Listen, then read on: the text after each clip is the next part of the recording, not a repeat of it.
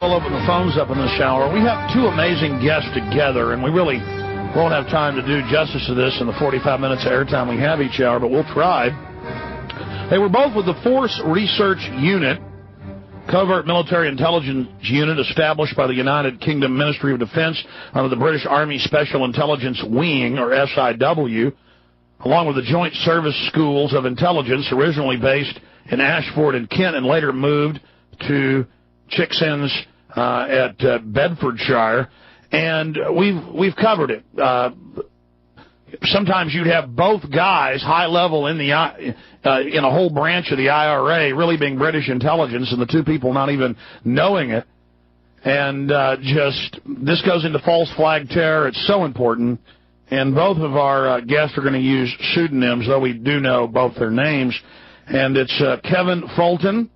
And, of course, there's also Martin Ingram, and there have been literally hundreds of mainstream news articles written about both men in the U.S. and in England, and we're honored to have Martin Ingram and Kevin Fulton on with us today. Gentlemen, thank you. Good evening, Alex. Just so people get learn to recognize each separate voice, can Martin Ingram say hi first? Hi, Alex. Good evening. Thank you for coming on the show with us. You're welcome. Okay, that's Martin, and then Kevin, say hi. Hi, Alex. Thank you very much for having me on the show. Yeah, I appreciate you both coming on. Both of you, now, were both of you what we call infiltrators, or first off, Martin, tell us what you did.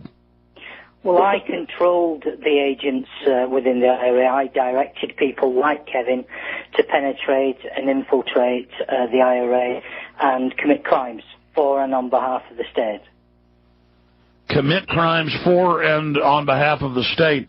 And, Kevin, what did you do?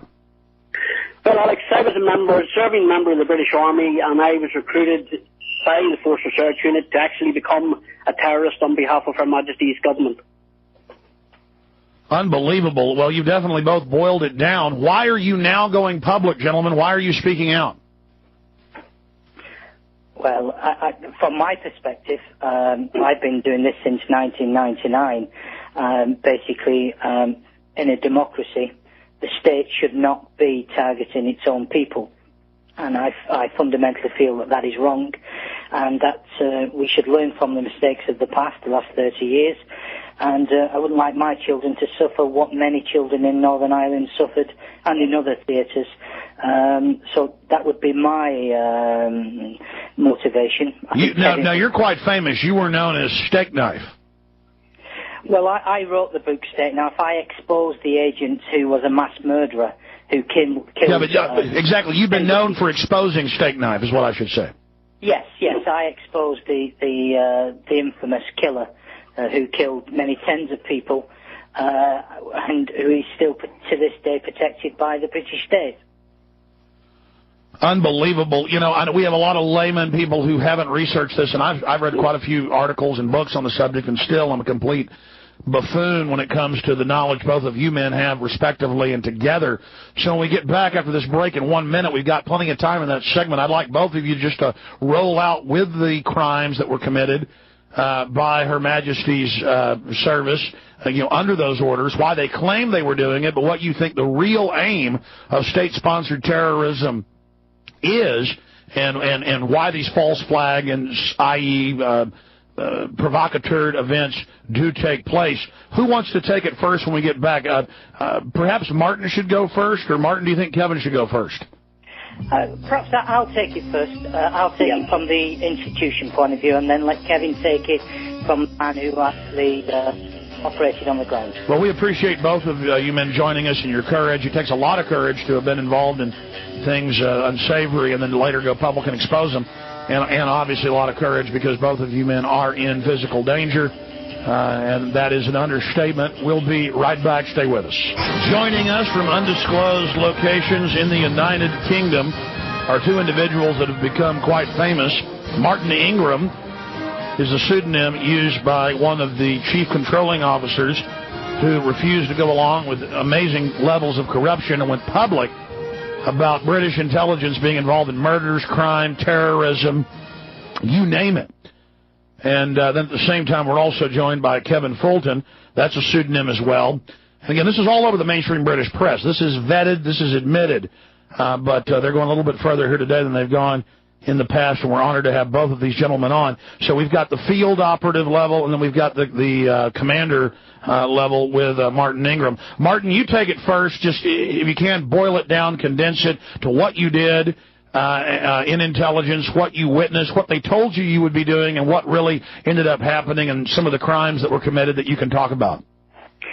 Okay, well, effectively what Northern Ireland was two sides, two communities, the Protestant and the Roman Catholic, to make it very simplistic. What the British government did through its various agencies, but primarily by the army and the police, was to control both factions in its entirety. The leadership of the Republican community was infiltrated, and the Protestant or the loyalist community was infiltrated. Now, you just said the key thing there. Control the leadership of both entirely and literally steer and control the ongoing crises. Go ahead. Well, that is fundamental to your achieving your objective. And effectively what they did for 30 years was to have them fight each other and make it look to the world that the British government was the honest arbitrator and the honest party who was basically being caught up in the middle and trying to do its best. And from what I've taken away from what other agents in the record shows and the inquiry show is, in truth, they were there actually trying to stir it up as a pretext to continue control over the region. Is that accurate? Yeah, they didn't stir it. They generated it. Without the British government's involvement and action by its various agencies, there wouldn't have been the prolonged conflict. So it's worse than what I said. I mean, to repeat what you just said, they didn't stir it, they generated it. Absolutely. They directed. They didn't. If your imagination couldn't run to the levels of ingenuity which was taken to run these sort of people. To give you an example, the man known as Stakeknife, Mr. Alfredo Scappaticci, was run for over 30 years in the capacity as the head of the internal security unit, and that is, he killed people for and on behalf of the state. Now, many of the people that he killed were people who were genuinely Republicans or people who were committed to the fight, but weren't following the doctrine which was being set by Her Majesty's government. In other words, if it didn't fit in Her Majesty's government strategy, then you were disposed of.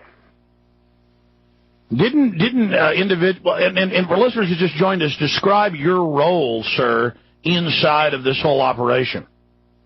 Well, myself, we control agents like Freddie Scappaticci and others who were tasked to commit crimes, to gather intelligence, which would, in theory, allow the commanders to exploit intelligence in a timely fashion to save life.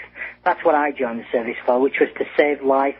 And what actually happened was that we took life, and it was very arbitrary, in as much as there wasn't, it wasn't very fair, let me put it that way, and it didn't follow what I would expect in a normal democracy. Well, from what from my research, obviously not being on the inside like both of you gentlemen were, it was just really to keep the crises going and to make sure that it never really became a serious political discussion, and to keep the two sides fighting with each other as a pretext to keep British control in Northern Ireland. And that is exactly what's happened today, isn't it? Because, you know, effectively the Republican movement today has been neutered. Well, it's not been neutered, it's been defeated in its entirety.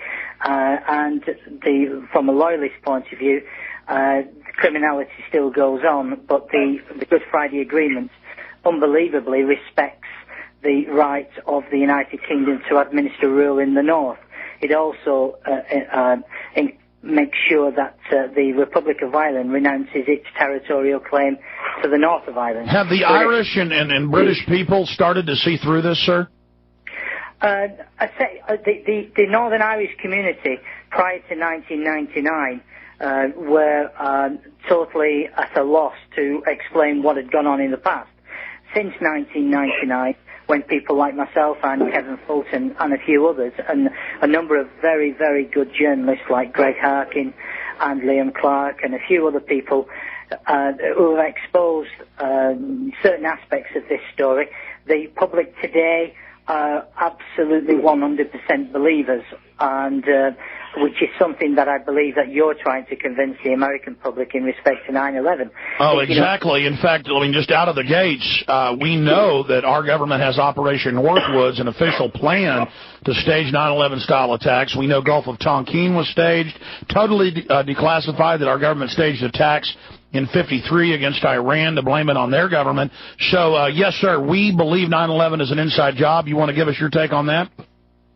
Well, I have met with David Shayler and I have discussed, so I'll make that clear.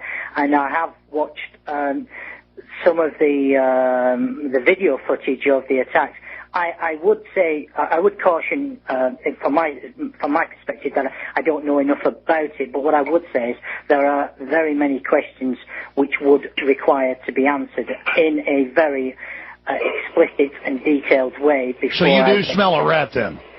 Yeah, there are certain aspects of this that I think they don't deserve, but I would demand answers to them. If I'd lost a loved one in that incident, then I would be absolutely fundamentally in favour of we call it a public inquiry, but a open inquiry into all that. Sure, we know there's been a cover-up. The first step would be a real investigation. We're talking to one of the commanders from the Force Research Unit, Covert Military Intelligence Unit, established running operations in Northern Ireland and, of course, in areas of England. Gentlemen, how far can you go in saying what your role was? Well, before we do that, and I also want to give Kevin a chance to pop in here and say some things here in just a moment, but continuing with Martin Ingram. Martin, what did you see in 99, or what was the string of things you witnessed that made you finally go public? Well, in essence, what it is that we are being fed a lie, and I dislike the public being lied to, and ultimately the victims deserve to be told the truth. We're in a period now in Northern Ireland where there isn't going to be another conflict. This generation has been defeated. So it's incumbent upon the government, and there has been 3 governments principally during this conflict who should hold their hands up and accept the blame and the responsibility. And also people like myself also have to accept responsibility at the coalface, because we all have the right to say no. I didn't say no, but, clearly what we did was wrong. 99% of our operations I have no problem with, and I would defend. But the 1%... Let's get into that 1%. I mean, I've got all the articles here in front of me, but it's better to hear it directly from the people who witnessed it. What type of criminal activities are we talking about? Mass murder. Would you like to give us an example of one of the famous cases, or if Kevin would like to pop in, give us an example of anything he witnessed? Well, let me give you an example of, say, the human bomb, the strategy of using a human being as a proxy bomb. I suppose very similar to a suicide bomb in it, but where you strap or you contain an individual. But Kevin is ideally placed to give you an insight into that, because he was involved in that type of an operation. Yes, sir. Please tell us, Kevin Fulton, give us just kind of a bird's-eye view of what Martin's talking about. Well, since I released my book actually just there in June, and since June, the police have now started a criminal investigation into my activities.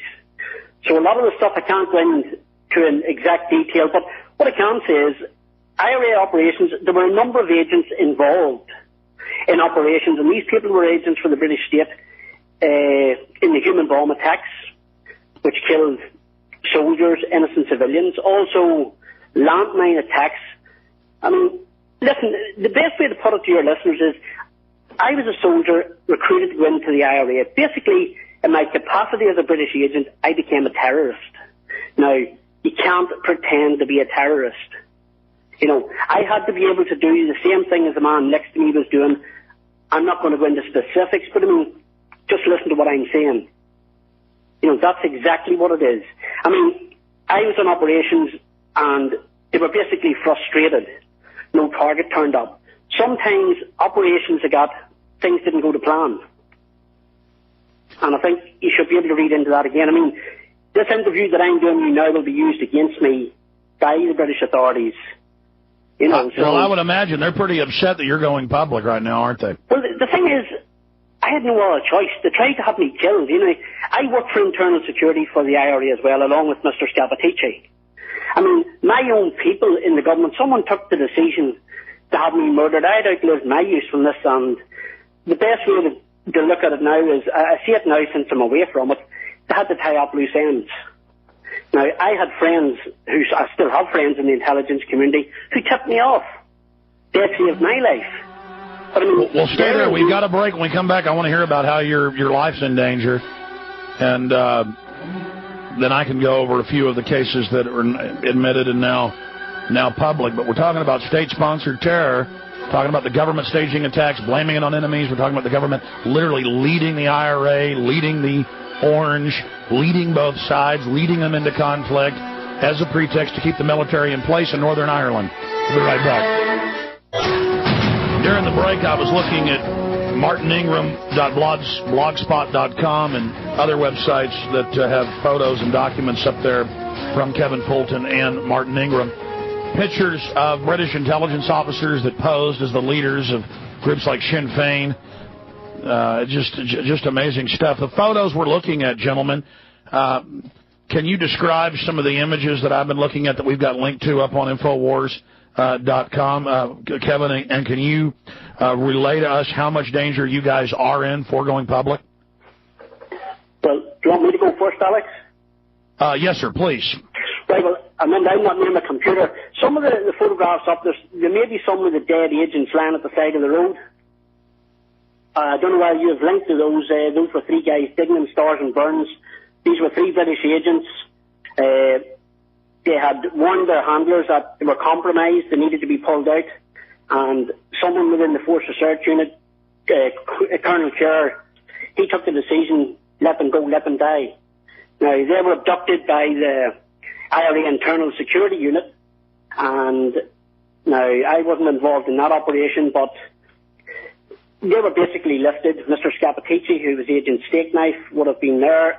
He would have been... Yeah, let's be clear. We have people who are British intelligence heading up IRA internal security. That's a key point. I mean, we're talking about leadership on both sides, the groups not just being infiltrated, but being led by British intel. Break that down for us.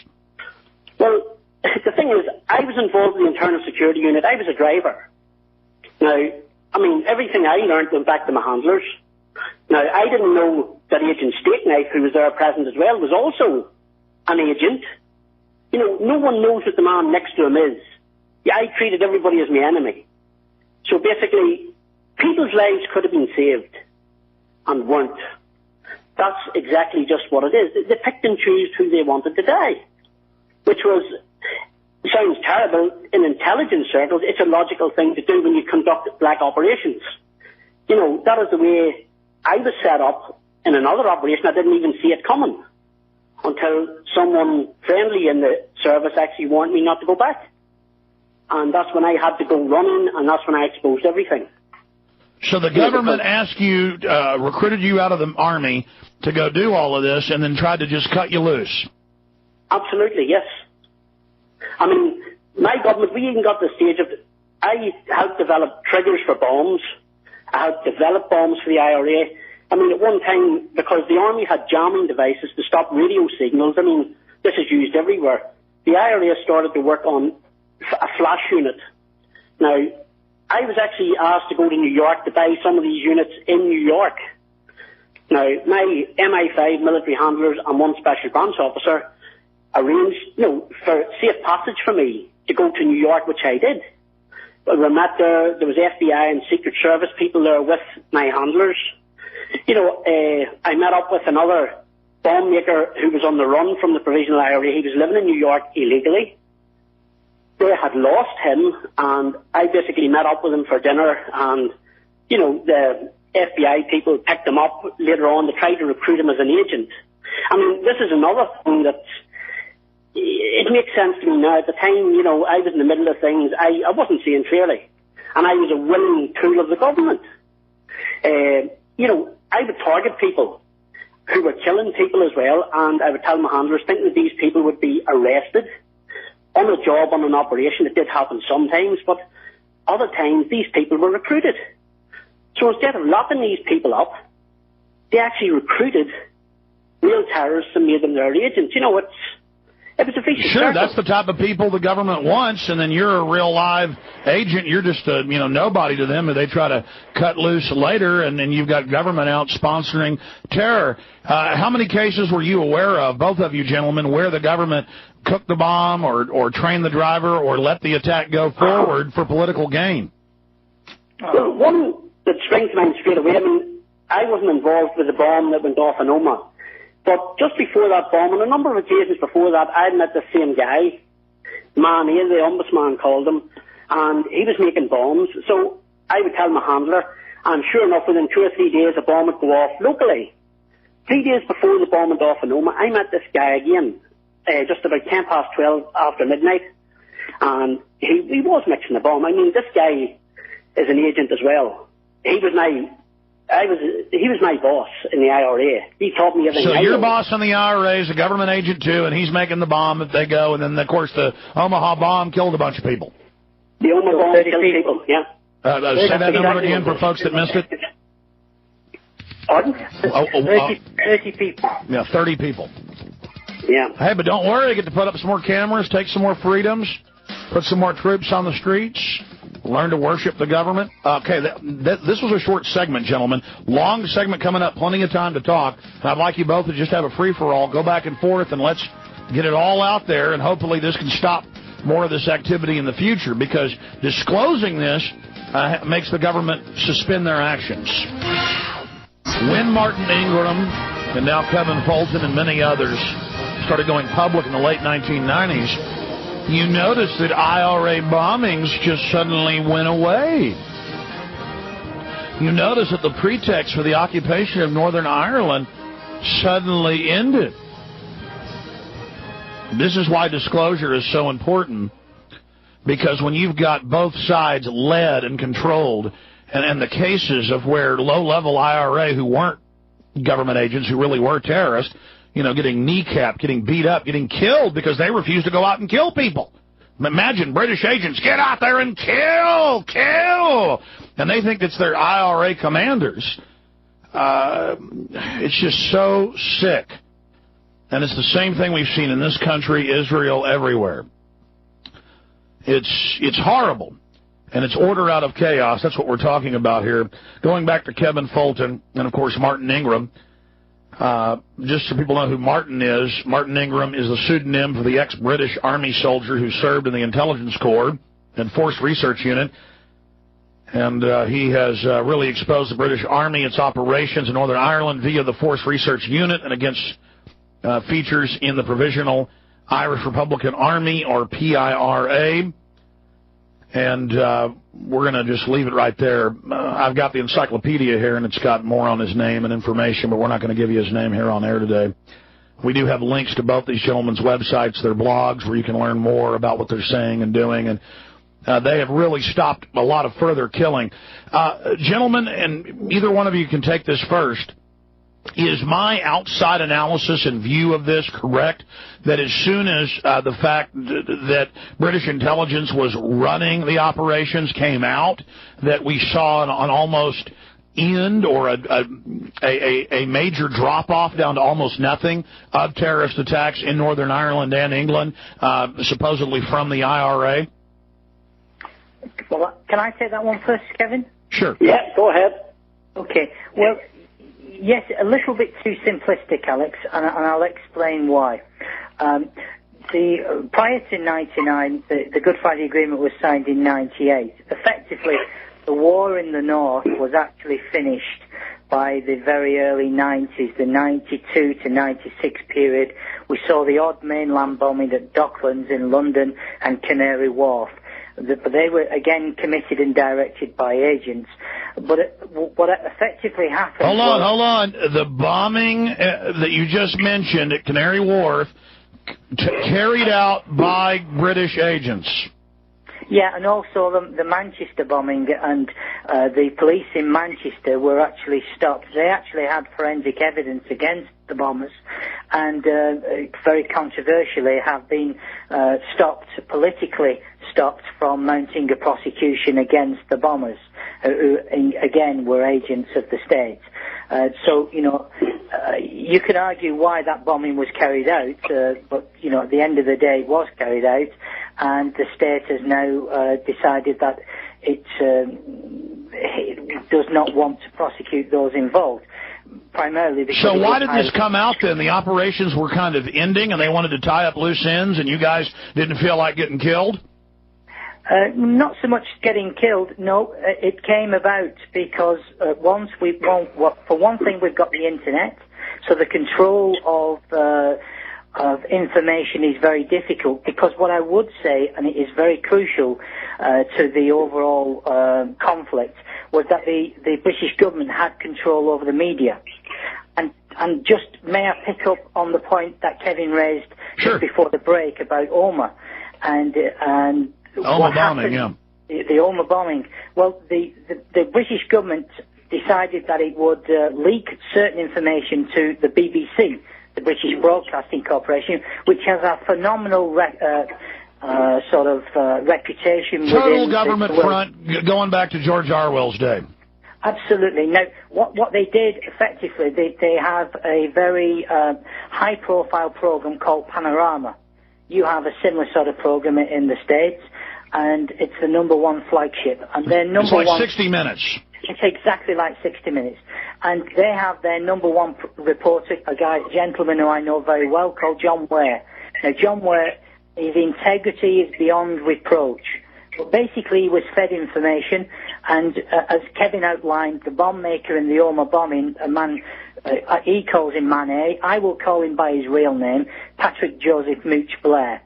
And he basically, his telephone was used within 30 seconds of the bombing going off. The location where it went off, his phone was used within 30 seconds.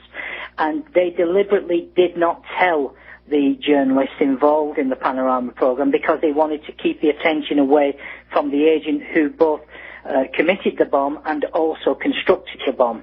Now, the journalist was given this information subsequently, and he was mystified as to why he was not fed that information.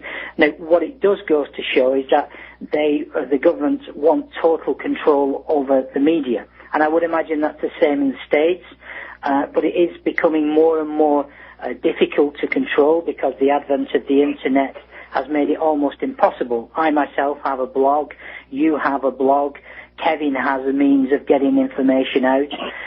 So the old ways of dealing with the situation, frankly, have had to go with the Cold War. It's gone, and they're having to design and devise different ways of maintaining that control. Okay, well, at the risk of being too simplistic again, and you can correct me and enlighten me here, and then I also want to get Kevin Fulton's response to all that's been said here and any other caveats or addendums or points he thinks are salient and central for the people to, get a good panoramic view, pun intended.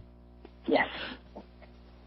Looking at this, looking at what Western intelligence does over and over again, you've got pure government-sponsored terror where the government totally carries out attacks. Then you've got real terrorist attacks that are pretty rare, but they do happen where it is, independent groups. But the most common is the provocateur, where the terrorists are led by government agents, handled by government agents, given weapons by government agents, and then they go out and carry out attacks, and the agents are kept safe, and then even their main terrorists are kept safe, and some normally mentally retarded patsy is sent down the river.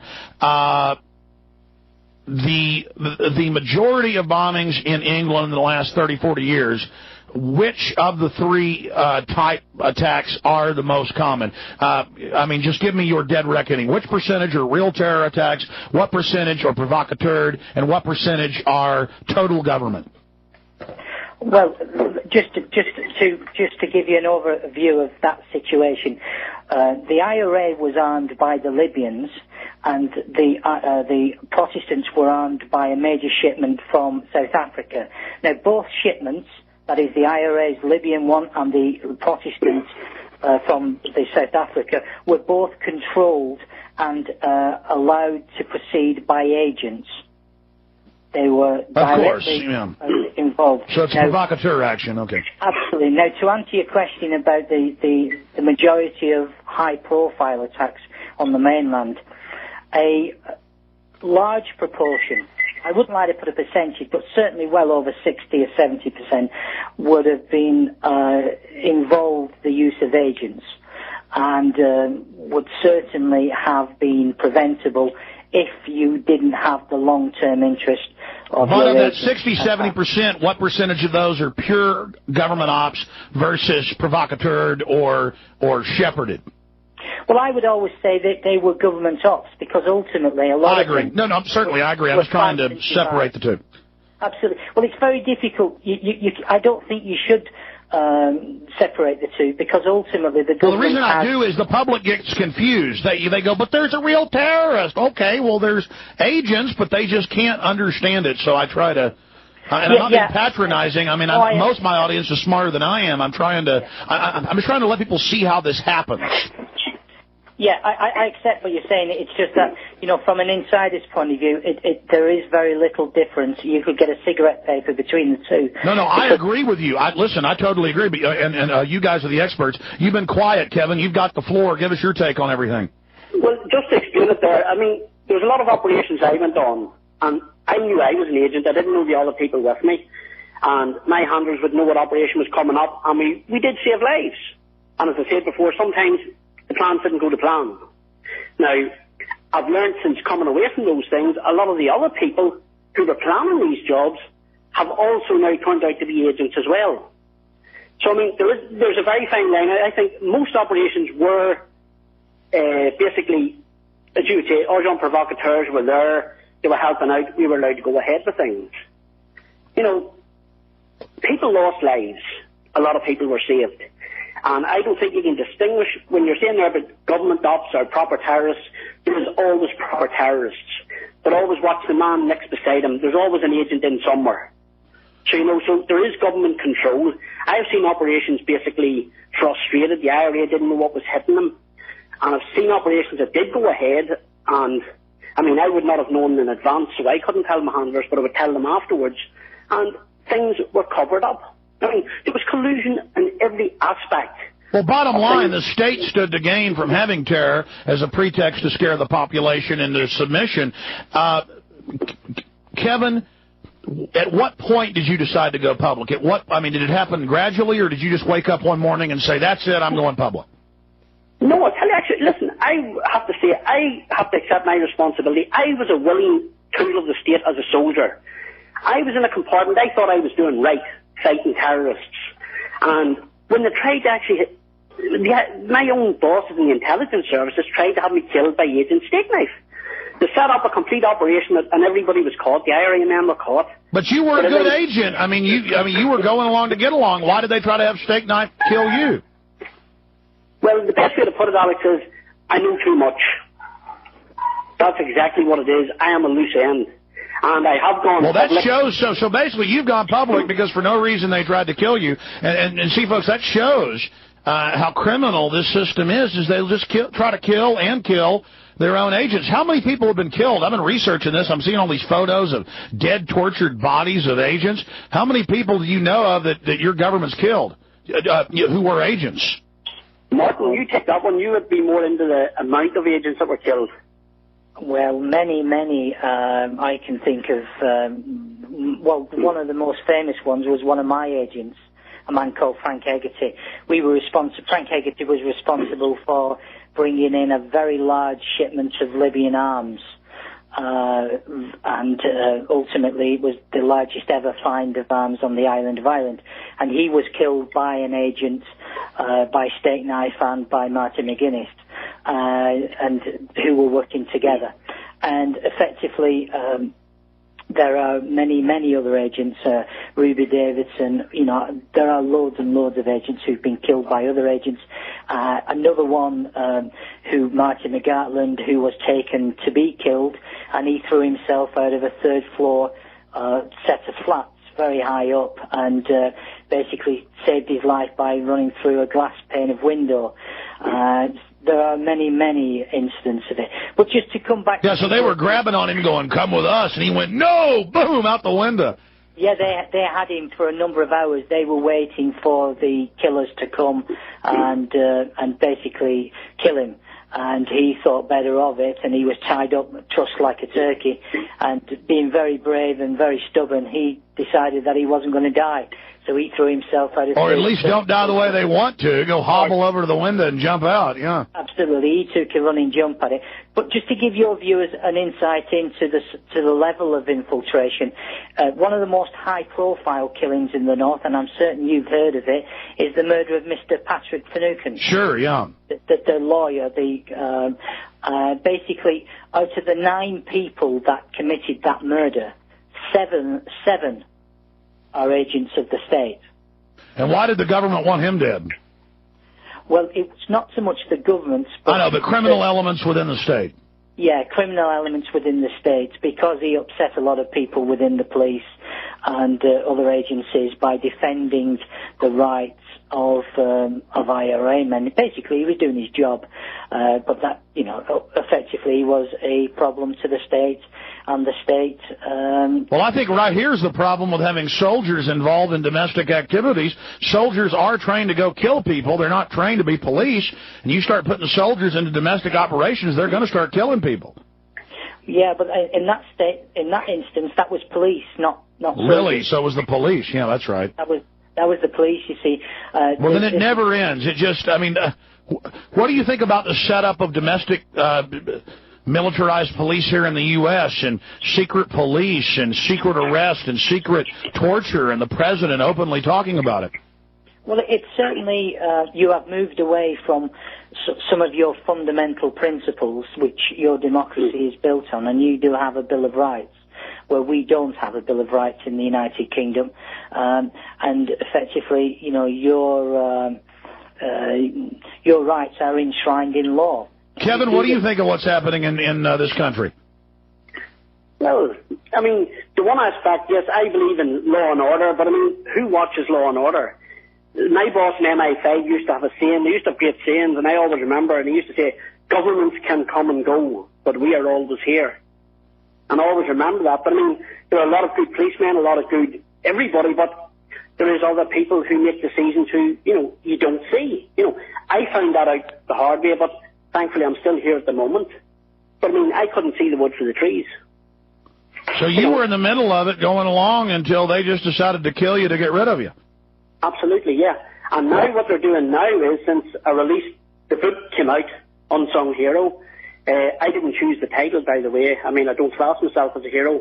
But they have now started a criminal investigation into my activities. We're seeing in the newspapers where the United States government and the British government accused Iran of supplying this infrared technology to the insurgents to the Arabs.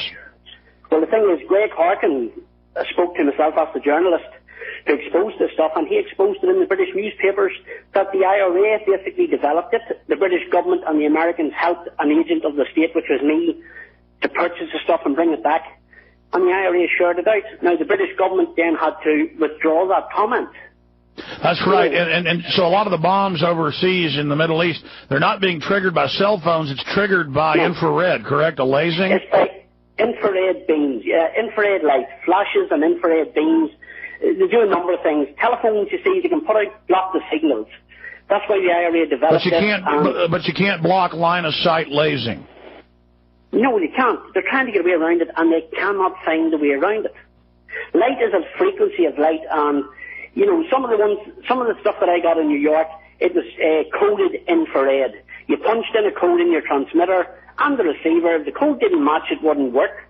Now, these were innocent things for photography, but they were re-engineered to set off bombs. Yeah, so you're saying right now that isn't coming from Iran? No, that came from IRA, British intelligence. Yeah, FBI. of course the bombs are British intelligence in Iraq, or at least that's where it came from. I mean, look at British SAS got caught dressed up like Arabs with beards, running around with bombs, shooting people. In fact, let me ask you guys about that, what happened in Basra late last year when we get back in the final segment, and then tell us about the book, too. Don't forget, folks, that we have a daily podcast of all 3 hours of the live show. And as soon as the broadcast ends each day, if you're a podcast subscriber at Infowars.com, it will be sent to your MP3 player, your iPod, whatever the case may be, as they say. So please go to Infowars.com and just click on subscribe to the podcast. It's absolutely free and get the show delivered to you each and every day. We also re-air the show throughout the day, 24 hours a day. You can tune in and hear the program airing consecutively every 3 hours back-to-back at Infowars.com. And that's how you can always tune in and listen. We have a lot of great affiliates across the country, but stations come and stations go. But the Internet, we hope, will always be there for you. The broadcast is almost over. I know we had a lot of callers who were holding, but that was on other issues. So we can't go to your calls. And I appreciate the courage of both these men to go public here on the broadcast to great danger to themselves. But you've heard them to be more dangerous to not go public. Martin Ingram and, of course, Kevin Fulton. We have links to websites and news sources that have photos and documents and information. Kevin, tell us a little bit more about that book. Can we get that from what?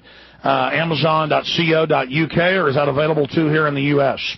It's Amazon.co.uk. It's Unsung Hero by Kevin Fulton. And as I say, I didn't pick the title. You know, I would never... I understand, that's the publisher, but I know you're not saying you're a hero, but yeah, you are going public, and that is heroic. Absolutely, folks should get the book. I hear it's pretty powerful. In closing, gentlemen, any other key points people should be made aware of? Always keep asking questions. Never take anything you're told for granted. That's what I would say. I would concur with that. The most obvious point is not always the one that's in your face. Always look behind the curtain. Start questioning a little bit. Start not being so gullible. That's my motto, because I am just amazed by the crimes. Take your government, my government, Project Shad. We did that together. They take our own troops and nerve gas innocent troops to death just to see what nerve gas would do. I mean, how can we trust anything these governments do? Very true. I don't know how so many criminals have gotten into government and basically set up their own little empires, but it's bad. But as Kevin outlined a few minutes ago, it's not so much the governments, because governments can be removed at regular intervals. But in our system, it's the civil service, which is there forever and day, and that is what really runs the government. Well, the government thinks it's running the country, but effectively the civil service runs the government. Well, I agree with you. And then you've got the private global corporate interests that come in and pay off and manipulate the civil service. Well, they manipulate the system, full stop. And in today's globalization, they're becoming the most powerful component of all. Absolutely. Martin Ingram, we've got links to your blog. Any other things we should go visit? Well, if you go and visit Sinn Féin's website, you will basically be visiting another section of the British government. Yeah, that's true, and that's why these people are in control, because they're masters at controlling all sides, and we need to realize that. Well, gentlemen, I hope to get you back up in the future to have a longer talk and take calls. Thank you for spending time with us this evening. Thank you very much, Alex. And be careful. I'll say Sorry, go ahead. Just saying good evening to your listeners, and thanks for having us on. Good evening to you. Take care and Godspeed. We should all pray for you. Well, there you are. Most of the bombings are carried out by the government. And Martin Ingram was one of the commanders. And then we also have it from the low level with Kevin Fulton, both recruited out of the Army, both patriotic men. And there they were telling you the government stages most of the terror. Just like they staged 9/11, just like they'll stage the next event. Don't worry, they'll have some stupid Arab to drag out and blame for it. And the real target is you and your freedoms and your liberties, so you better get Terror Storm and make copies and get it out to everybody. Terror Storm. Available at Infowars.com. God bless you all.